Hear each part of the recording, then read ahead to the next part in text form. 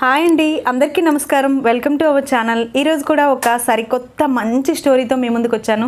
So స్టోరీలోకి వెళ్ళే ముందు ఎప్పట్లాగే నాదొక చిన్న రిక్వెస్ట్, ఇలాంటి మంచి మంచి మారల్ స్టోరీస్, డివోషనల్ స్టోరీస్ వినాలి అంటే తప్పకుండా నా ఛానల్ని సబ్స్క్రైబ్ చేసుకోండి. అలాగే ఈ స్టోరీ విన్న తర్వాత నచ్చినట్టయితే లైక్ చేసి మీ ఫ్రెండ్స్ అండ్ ఫ్యామిలీ మెంబర్స్కి తప్పకుండా షేర్ చేయండి. ఎందుకంటే చాలా మంచి డివోషనల్ స్టోరీస్ మన ఛానల్లో దొరుకుతాయి. సో వీడియోలోకి వెళ్ళిపోదాం. పూర్వం ఒక ఊర్లో ఒక ముసలమ్మ ఉండేది. ఆమె ఇంట్లో ఒక రాగి బిందె అలాగే ఒక మట్టి కుండ రెండు ఉండేవట.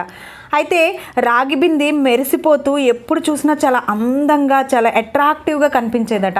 అందుచేత దానికి అసలు ఎంత గర్వం అంటే, నేనేంటి ఇంత అందంగా ఉన్నాను, నేను ఇంత అట్రాక్టివ్గా ఉన్నాను అని రాగి బిందెకి చాలా గర్వంగా ఉండేది.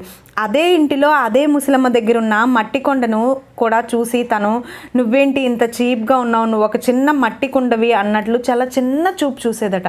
అయితే ఒకసారి పెద్ద వరదొచ్చి ఆ ముసలమ్మ ఇంటిలోకి నీరు ప్రవేశిస్తుంది. ఇంట్లో చాలా సామాన్లు వరద నీటిలో కొట్టుకొని పోతాయి. అదృష్టం కొద్దీ ఈ రాగి బింది అలాగే ఆ మట్టి కుండ రెండు మాత్రమే మిగులుతాయి అన్నమాట.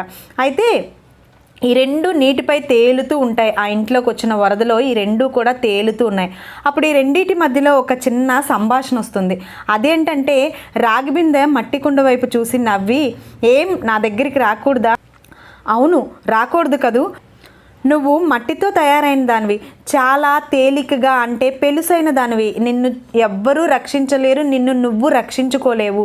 సో నువ్వు కానీ నా దగ్గరికి వస్తే నీకే బాధ ఉండదు, నేనే జాగ్రత్తగా చూసుకుంటాను, నా పక్కన వచ్చి ఉండు, క్షేమంగా ఉండు అని ఆ రాగి బింది ఆ మట్టి కుండతో మాట్లాడుతూ ఉంటుంది. అప్పుడు ఆ మట్టి కుండ శక్తిహీనురాలే కానీ చాలా తెలివైంది. రాగి బింది చెప్పిన మాటలకు ఒక చిన్న నవ్వు నవ్వి, నన్ను రమ్మని పిలుస్తున్నందుకు చాలా చాలా ధన్యవాదాలు.